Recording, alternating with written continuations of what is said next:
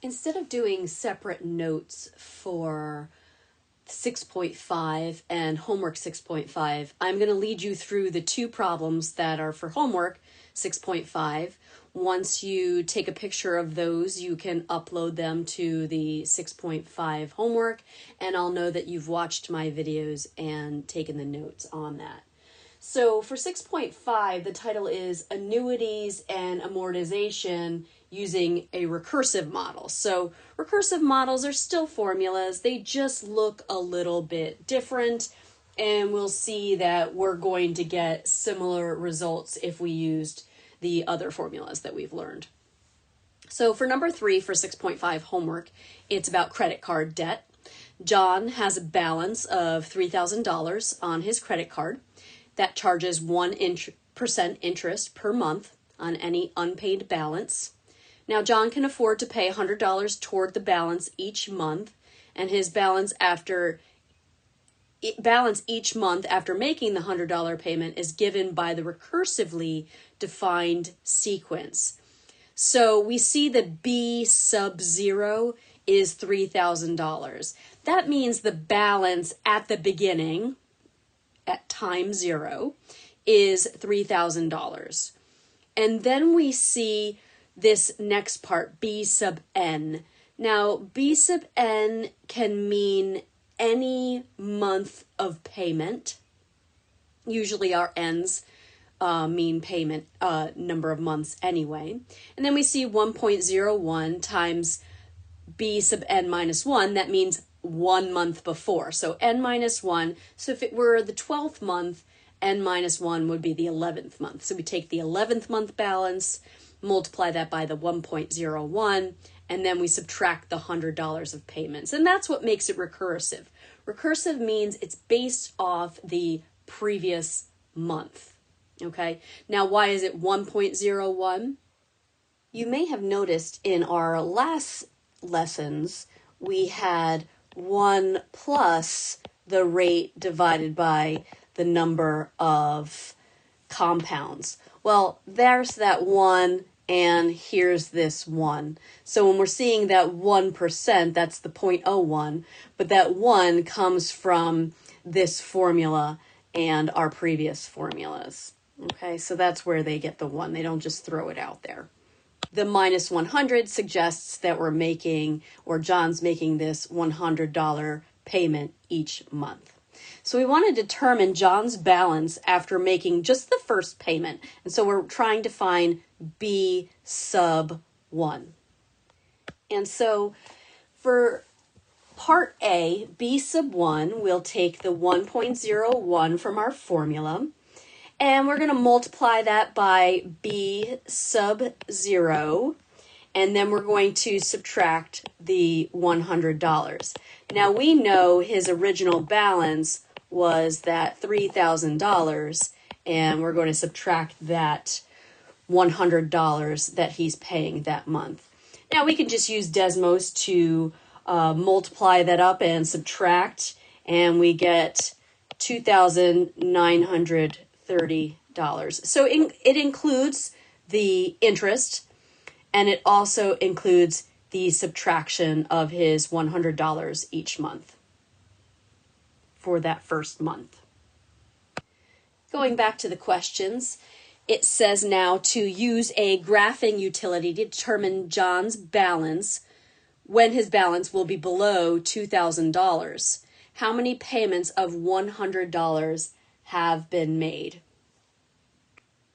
So this type of formula, this recursive type formula, works a little differently on My Open Math. On Desmos.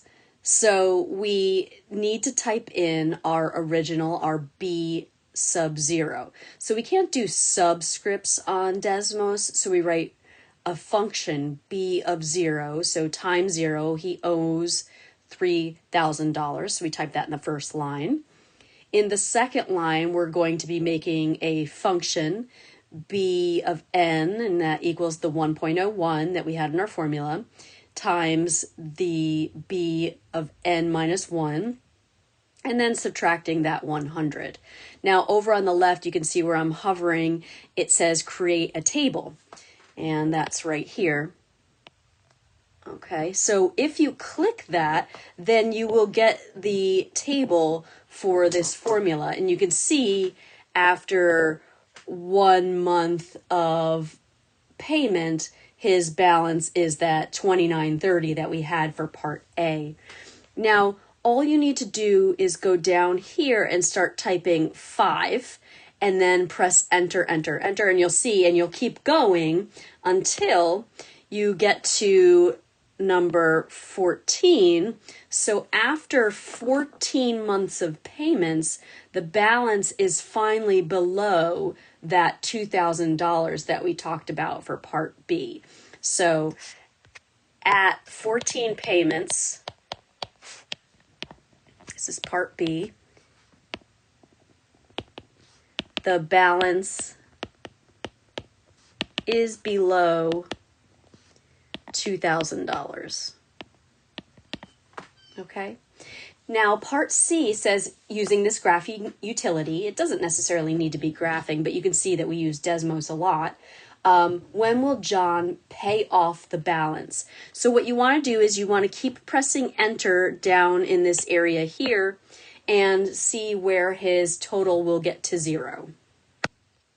So after I kept pressing enter a few times, I got down to a balance of negative $15.38. So in this case, John pays off his balance at the 36 months, because at the 35th month, he still has a balance of $83.78. So he's not going to overpay in that last month, but he is going to pay whatever remains on it, which is the $83.78. So for part C, John pays off his balance at 36 months. At 36 months, John pays off his balance. And that was based on using Desmos for that problem.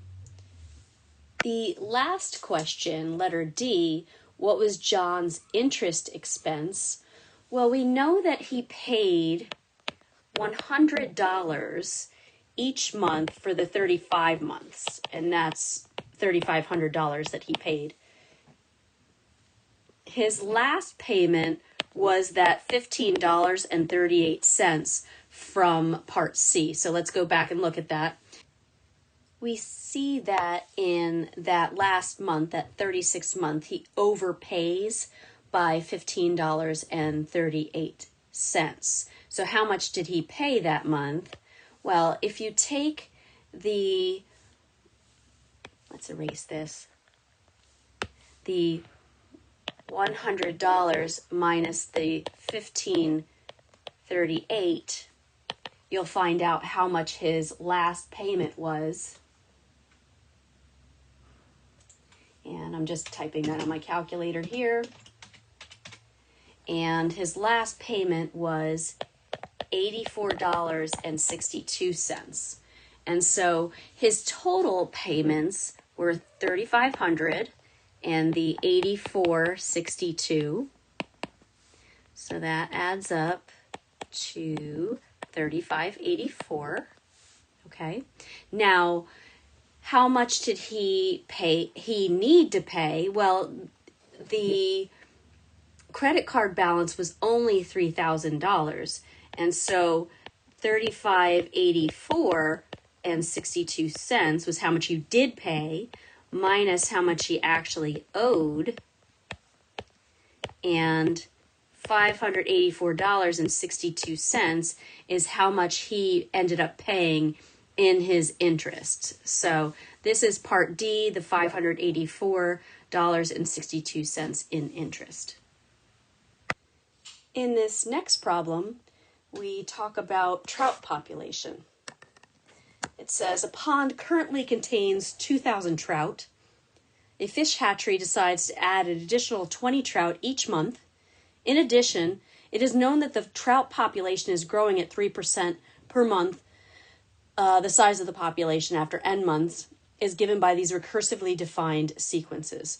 So we see our original population, PO, is the 2000, and we can see it's growing at a rate of 1.03, so that's the 3% based on the previous month, and that they're adding 20 on top of that 3% that's growing. So how many trout are in the pond at the end of the second month?